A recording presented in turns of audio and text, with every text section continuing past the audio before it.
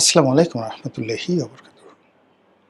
সম্মানিত দর্শক, ভারতে জুলাই বিপ্লব সম্ভবত দানা বেঁধে গেছে। সেখানে যারা তরুণ প্রজন্ম বাংলাদেশের মতো করেই সেখানে তারা একটি আন্দোলনকে সার্বজনীন করে ফেলেছে।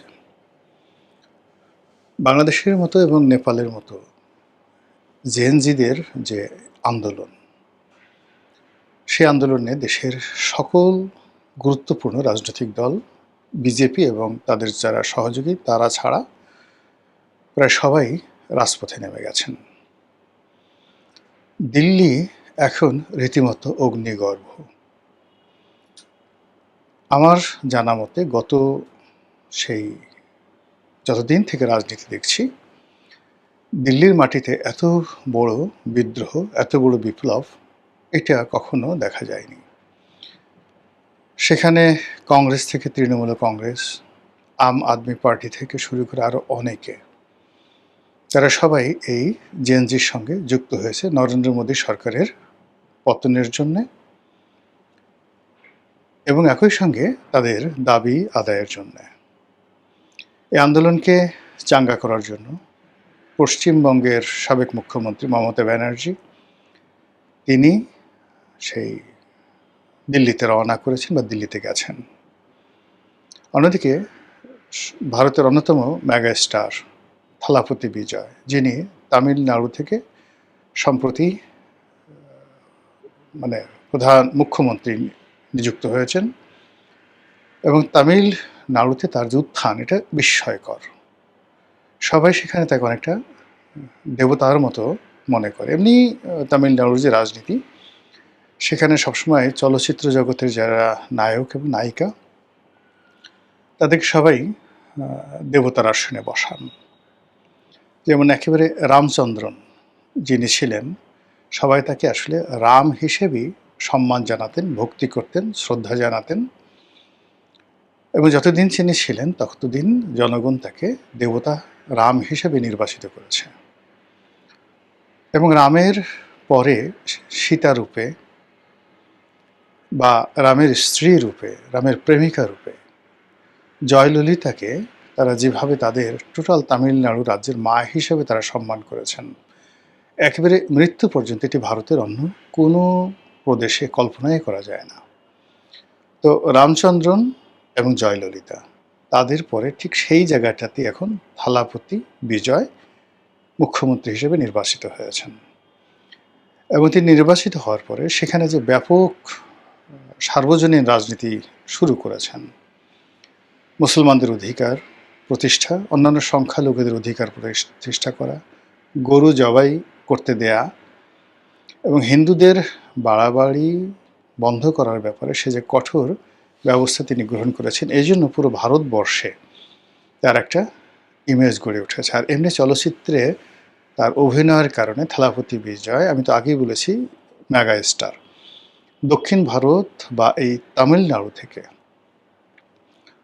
বহু সংখ্যক মেগা স্টার কিন্তু চলে আসছে। আমরা যেমন সেই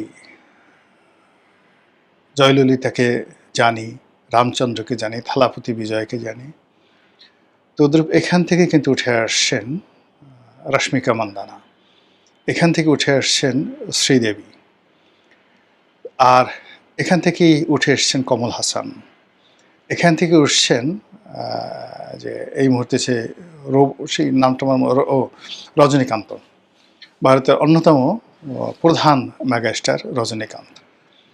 তো কাজেই ভারতের রাজনীতিতে তামিলনাড়ু অত্যন্ত গুরুত্বপূর্ণ একটি বিষয় এবং গুরুত্বপূর্ণ ফ্যাক্টর। অন্যদিকে মুম্বাই বা মহারাষ্ট্র, সেখানে উগ্র ধর্মীয়বাদ বা হিন্দু মহাসভা বা সেখানে বাল ঠাকরের যে পরিবারের যে আধিপত্য, সেই আধিপত্য এখন আর বিজেপির সাথে একীভূত নয়। এমনকি গুজরাট, যে গুজরাটে নরেন্দ্র মোদীর একছত্র আধিপত্য ছিল, সেই গুজরাটও এখন নরেন্দ্র মোদীর হাতছাড়া হওয়ার মতো অবস্থা। সেখানে এই বিজেপির অত্যাচারে, অবিচারে বলতে গেলে অনেকে টু শব্দ করতে পারছে না। গোপালগঞ্জের মানুষ বা বগুড়ার মানুষ যদি বিএনপির বিরুদ্ধে বা গোপালগঞ্জের মানুষ যদি আওয়ামী লীগের বিরুদ্ধে বিক্ষুব্ধ হয়ে ওঠে, হয়তো অনেক কিছু করতে পারবে না, কিন্তু এটা অনেক সর্বনাশ ঘটে। তা এরকম গুজরাটও একই অবস্থা হয়েছে। তাহলে দক্ষিণ ভারতের মহারাষ্ট্র, যেখানে মুম্বাই তো ফিল্ম ইন্ডাস্ট্রি, সেই মহারাষ্ট্র, তারপরে এই যে তামিলনাড়ুর কথা বললাম, তামিলনাড়ু এবং গুজরাট, এই এলাকাগুলোতে মানে বিজেপির একটা, যাকে বলা হয়, বিরাট একটা হোল্ড ছিল। সেই হোল্ডটা এখন আর নেই। অন্যদিকে দিল্লি এবং উত্তর ভারত, দিল্লি, তার পাশে আপনি যদি ধরেন ইউপি, উত্তরপ্রদেশ, তারপরে ধরুন মধ্যপ্রদেশ, এরপরে মধ্যপ্রদেশের পরে আপনি কাছাকাছি, দিল্লির কাছাকাছি হরিয়ানাতে যান, তারপরে আপনি চলে আসেন মাদ্রাজে, এরপরে কলকাতাতে, আর কলকাতার বাইরে অন্য সেভেন সিস্টার। এই জায়গাগুলোতে আপনি গিয়ে দেখেন যে মুসলমানদের উপরে যে বিজেপির অত্যাচার, এ কারণে অন্যান্য যারা ধর্মীয় সংখ্যালঘু রয়েছেন তারাও মুসলমানদের পক্ষে দাঁড়িয়ে বিজেপির বিরুদ্ধে দাঁড়িয়ে গেছে। কিন্তু এদের ক্ষমতাটা, বাংলাদেশে আওয়ামী লীগের ক্ষমতাটা যেভাবে অপ্রতিরোধ্য হয়ে পড়েছিল 2022, 23, 24 সনে, বিজেপির ক্ষমতাটা ঠিক ওই পর্যায়ে চলে আসছে। এবং সর্বশেষ মমতা ব্যানার্জিকে হারানোর জন্য মার্কিন ডিপ স্টেট এবং নরেন্দ্র মোদী যে পলিসি তারা গ্রহণ করেছে, এটি পশ্চিমবঙ্গের শত বছরের যে রাজনীতি, এবং পশ্চিমবঙ্গের রাজনীতি মিন্স ওয়ার্ল্ড ক্লাস রাজনীতি, সেই রাজনীতিটাকে সম্পূর্ণ ধ্বংস করে দিয়ে এখন সেখানে যাকে মুখ্যমন্ত্রী বানিয়েছে, এরকম মুখ্যমন্ত্রী মানে পশ্চিমবঙ্গ কখনো কল্পনা করেনি। তো এরই মধ্যে যেটা হলো যে বাংলাদেশে যেভাবে কোটা বিরোধী আন্দোলন, সেই কোটা বিরোধী আন্দোলনের মতো সেখানেও ককরোচ পার্টি তার আন্দোলন শুরু করেছে। বাংলাদেশের কোটা বিরোধী আন্দোলনের যারা নেতৃবৃন্দ ছিলেন তাদেরকে যেভাবে রাজাকারের নাতি এবং পুতি বলে গালিগালাজ করা হচ্ছিল, সেইভাবে এদেরকে তেলাপোকার সঙ্গে তুলনা করা হয়েছে। এই জন্য তারা নিজেদেরকে রাগ করে নাম দিয়েছে ককরোচ পার্টি। সেই ককরোচ পার্টির নেতৃত্বে আন্দোলন চলছে, এবং সেই আন্দোলনে সর্বভারতীয় যত নরেন্দ্র মোদী বিরোধী রাজনীতির স্টার রয়েছেন, সুপারস্টার রয়েছেন, বলিউডের যে সকল সুপারস্টার রয়েছেন, সে সকল দক্ষিণ ভারতের সুপারস্টার, বলিউডের সুপারস্টার, কলকাতার সুপারস্টার, সবাই দলে দলে এখানে যোগদান করেছেন। সেখানে দেখলাম নাসিরুদ্দিন শাহ, শাবানা আজমির মতো কিংবদন্তির যারা হলিউড মানে বলিউড স্টার, তারা এই ককরোচ পার্টির তরুণদের সাথে সামিল হয়েছেন। একেবারে বাংলাদেশে যা কিছু ঘটেছে হুবহু তার ডুপ্লিকেট, নেপালে যা কিছু ঘটেছে তার ডুপ্লিকেট সেখানে ঘটেছে। এখন নরেন্দ্র মোদী কি দেশে থাকতে পারবেন? না, সদল বলে তিনি পালিয়ে যাবেন। এগুলো পরের প্রশ্ন। কিন্তু এখন যে ঘটনাটা বলতে যাচ্ছি, খুব সংক্ষেপে দুটো বিষয় বলি। ফার্স্ট থিং হলো যে এই নরেন্দ্র মোদীর যে সময়টি, এই সময়টি আপনি চিন্তা করুন যে ভারতীয় রাজনীতিতে সাধারণত 10 বছর পরে একটা শনির দশা এসে যায়। তো নরেন্দ্র মোদী যখন ক্ষমতায় এসে গেছেন, যে সময়টাতে আসছেন, সেখান থেকে তার 10 বছর হয়ে গেছে, এটা থার্ড টার্ম। এবং এখন থেকে তার যে শনির দশা তাকে ঘেরাও করেছে, এটা থেকে রক্ষা পাওয়া খুব কঠিন। 2 নম্বর হলো তার অহমিকাবোধ, তার উগ্র ধর্মীয় নীতি, এবং সব জায়গাতে হিন্দুয়ানা প্রতিষ্ঠা করা যে প্রচেষ্টা, এই কারণে he has created a huge enmity around the world, সারা দুনিয়াতে। বুসার অফ গুজরাটের যে কসাই, সেই কসাইটিকে তিনি এখন সমস্ত ভারতবর্ষে সেটা পৌঁছে দিয়েছেন। এবং তার সেই যে ক্ষমতার দম্ভ, এটি যে কোন পর্যায়ে, এটা এখন টের পাওয়া যাচ্ছে। আর এখানে আমেরিকার সঙ্গে তার যে সম্পর্কটি, সেই সম্পর্কটি বিশেষ করে ট্রাম্প প্রশাসনের সঙ্গে দাকুমার সম্পর্ক, এবং এখানে মার্কিন ডিপ স্টেট মারাত্মক বিনিয়োগ করে চলেছে। এবং একই সঙ্গে যাকে বলা হয়, যদিও মোসাদ এবং নেতানিয়াহু এখনও তার পক্ষে আছেন, কিন্তু ভারতের রাজনীতিতে মোসাদ কৌশলগত একটা যাকে বলা হয় ফ্যাক্টর, কিন্তু সর্বভারতীয় রাজনীতিতে নেতানিয়াহু যেখানে নিজেই বিপদে আছেন, সেখানে নরেন্দ্র মোদীকে এই মুহূর্তে তিনি কোনো লজিস্টিক সাপোর্ট দিতে পারবেন না। এবং ইরানে আমেরিকা এবং মোসাদের মধ্যে যে যুদ্ধ চলছে, এখন বলা হয়ে থাকে যে ইসরায়েলি ইরানকে খেপিয়ে দিয়েছে আমেরিকার বিরুদ্ধে যুদ্ধ করার জন্য। তো এরকম একটা যাকে বলা জটিল রাজনীতির মধ্যে ভারতে মিস্টার নরেন্দ্র মোদী আমেরিকার চক্ষুশূল হয়ে পড়েছেন। আরও স্পষ্টভাবে যদি বলি, তাহলে মিস্টার ডোনাল্ড ট্রাম্প নরেন্দ্র মোদীর আচার এবং আচরণকে ব্যক্তিগত অপমানের পর্যায়ে নিয়ে গেছেন। ফলে তিনি তাকে গদিচ্যুত করার জন্য সর্বশক্তি নিয়োগ করবেন, এটা স্বাভাবিক। এবং তারই যাকে বলা হয় ধারাবাহিকতায় সার্জিও গোর, নরেন্দ্র মোদীর রাষ্ট্রে দিল্লিতে জনাব ট্রাম্প যাকে রাষ্ট্রদূত হিসেবে নিয়োগ দিয়েছেন, সার্জিও গোর, তিনি পুরো মার্কিন রাজনীতিতে ডোনাল্ড ট্রাম্পের একমাত্র বন্ধু। এই মানুষটির অত বন্ধু নাই, তার অনেক মেয়ে বন্ধু আছে, কিন্তু ছেলে বন্ধু এই সার্জিও গোর। তো তাকে ভারতের যখন রাষ্ট্রদূত করা হয়েছে, এবং তিনি এখন এই বাংলাদেশ নিয়ে, ভারত নিয়ে, শেখ হাসিনা নিয়ে, কংগ্রেস নিয়ে যেভাবে তিনি খেলছেন ওখানে, বাংলাদেশে ঠিক একইভাবে ডোনাল্ড লু এবং পিটার হাস খেলেছিলেন, বাংলাদেশে এবং পাকিস্তানে খেলেছিলেন। ঠিক সেম কাজটি এখন সার্জিও গোর করছেন বাংলাদেশের ক্ষেত্রে। টিল নাও ইনি বাংলাদেশে আসতেছেন। তো কাজী নরেন্দ্র মোদীর ভাগ্যে যে কি ঘটে সেটা বলা যাচ্ছে না। দ্বিতীয়ত হলো যে নরেন্দ্র মোদীর ধরুন যদি পতন হয়, তাহলে শেখ হাসিনার কি হবে? শেখ হাসিনাকে কি বাংলাদেশ হস্তান্তর করবে বাংলাদেশে? ফার্স্ট থিং হলো যে ভারতে কিন্তু বাংলাদেশের মতো হবে না, বাংলাদেশের মতো হবে না। এখানে যদি নরেন্দ্র মোদী সরকার পতন হয় বা নরেন্দ্র মোদীর পতন হয়, পার্লামেন্ট থেকে যাবে।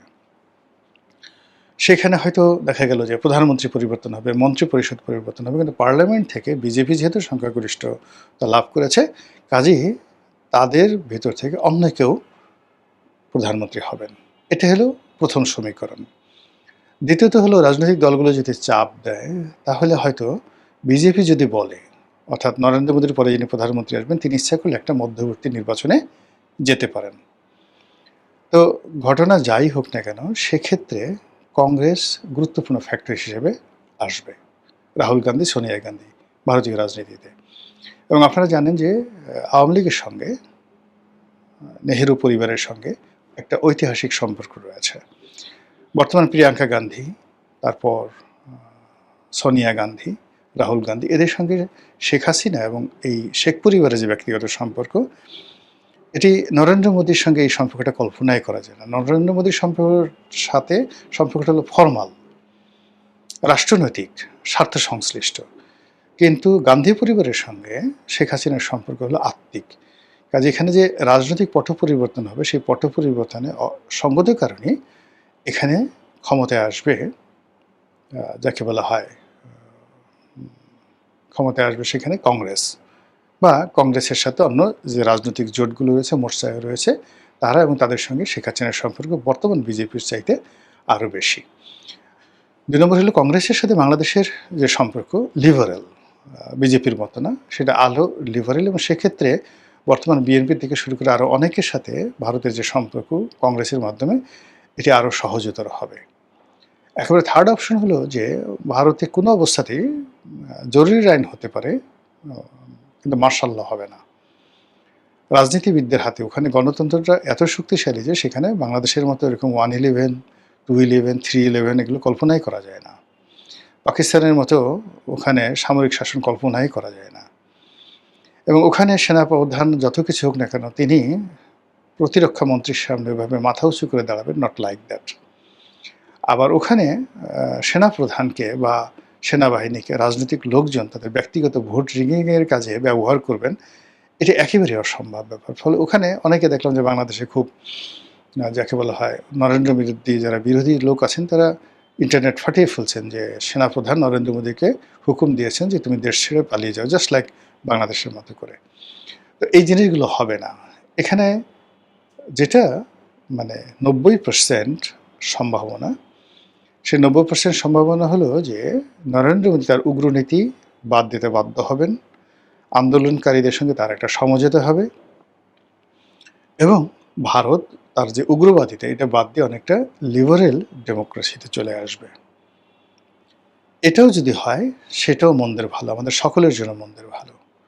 ২ নম্বর হলো নরেন্দ্র মোদী সরকারের পতন হতে পারে এবং সেখানে বিজেপি বিকল্প সরকার আসতে পারে, এবং এরকম ঘটনা কিন্তু বহুবার ভারতবর্ষে ঘটেছে। তো সেক্ষেত্রে নতুন যিনি প্রধানমন্ত্রী হবেন তার সঙ্গে একটা নতুন এরা চালু হতে পারে রাজনীতির। থার্ড হলো মধ্যবর্তী নির্বাচন। সেই মধ্যবর্তী নির্বাচনে হয়তো কংগ্রেস খুব ভালো করে ফেলবে এবং কংগ্রেস আবার ক্ষমতায় চলে আসতে পারে। তো এই সমীকরণ যেখানেই যাক না কেন সেটা কার্যত ঘুরে ফিরে আওয়ামী লীগ বিরোধী যারা শক্তি আছে তাদের জন্য কোনো সুসংবাদ নেই। তারা কোনো রাজনৈতিক সমীকরণে এই যে ভারতে যে আন্দোলন হচ্ছে সেই আন্দোলনের ফলাফল তাদের পক্ষে আসবে, নরেন্দ্র মোদীর পতন হতে পারে কিন্তু তাদের পক্ষে আসবে এই কথা কিন্তু তারা বুকে হাত দিয়ে বলতে পারবে না। মহান আল্লাহ আমাদের সবাইকে হেদায়েত দান করুন এবং হেফাজত করুন। আসসালামু আলাইকুম ওয়া রাহমাতুল্লাহ।